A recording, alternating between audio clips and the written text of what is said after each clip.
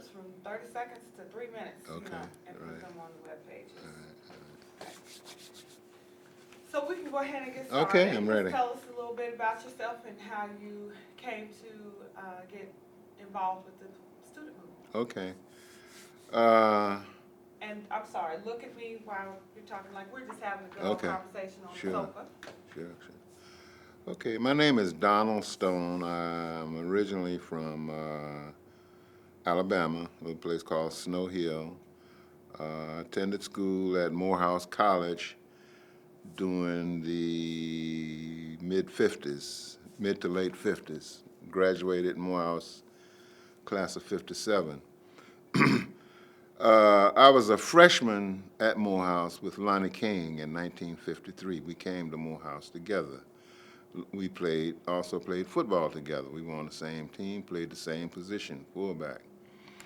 After Lonnie's freshman year, he went into the Navy, volunteered to go into the Navy, I think because of financial considerations.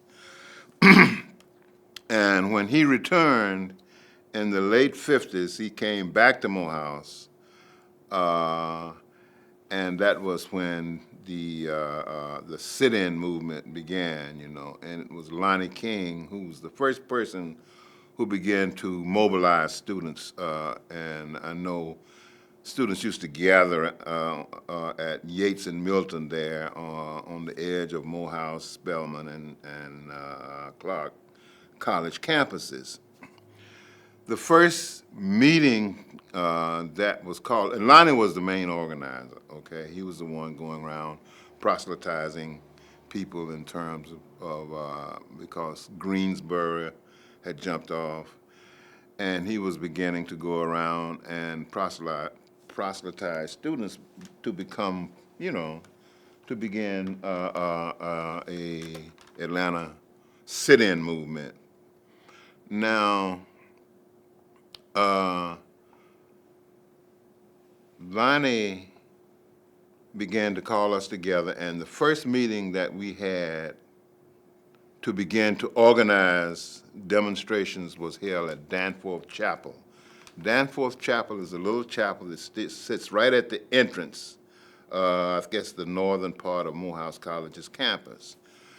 Some of the people who were part of that meeting were Lonnie King, Julian and Alice Bond, Frank Holloway, Joe Pierce, I think his name would have been. And but anyway, that's where the first meetings to begin to organize Atlanta student sit-ins happened, right there at Danforth Chapel. In the course of those meetings, one of the attendees, a guy named Melvin McCall, who was a Morehouse College student, raised the question that we should consult with our college presidents before we before we started demonstrating. And I personally felt that was going to be a setback, and it was, because these college presidents, in connection with some members of the Atlanta business community, persuaded us to put an ad in the Constitution and the Atlanta Daily World and the Atlanta Journal. And that title of that was Committee on Appeal for Human Rights. So that allayed, that was a tactic that was intended to delay student protests, and that's what it did for a period of time. But the students, I think, I don't know how history records this, but they basically saw through this as a ploy to prevent the Atlanta student sit-in movement from happening, and it was successful for a brief period of time, but on the basis of I guess Lonnie and other militant leaders, say we need to hit the streets, and that's what happened. At the time, I graduated from Morehouse in '57, but as I said, Lonnie and I had come to Morehouse together in '53, and he would always inform me because we played the same position, fullback and Lonnie left, and as I said, went into the Navy. So he would always, keep me informed, even though I was working at the post office here downtown in Atlanta. So I usually knew when the demonstrations were going to happen, and if I was already downtown, I'd clock out at the post office, join the demonstration, and come back. So that was my, introduction into the Atlanta student movement. But again, it was because of the leadership and dynamism of Lonnie King that I was participating in that. So I was kind of peripherally involved in most of the student demonstrations that were occurring. When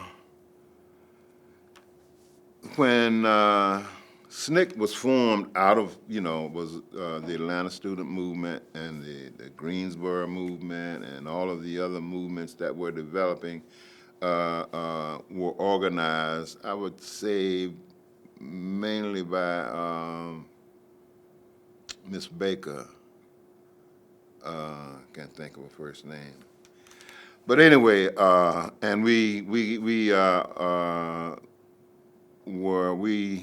gathered at Shaw University, and the Student Nonviolent Coordinating Committee came out of that conference.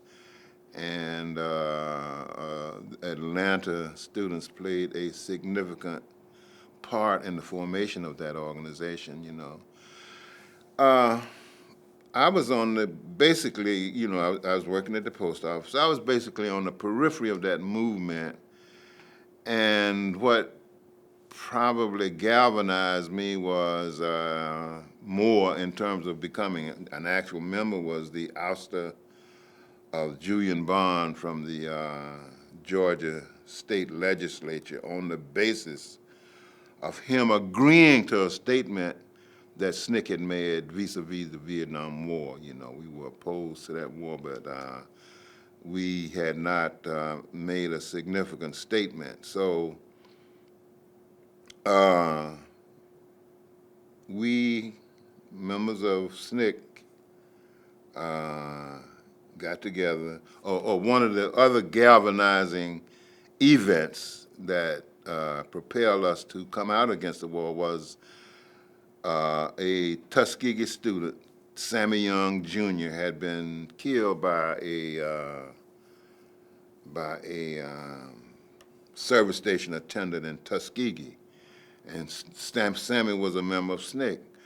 So on that basis, we got together and drafted an anti-Vietnam, war statement. And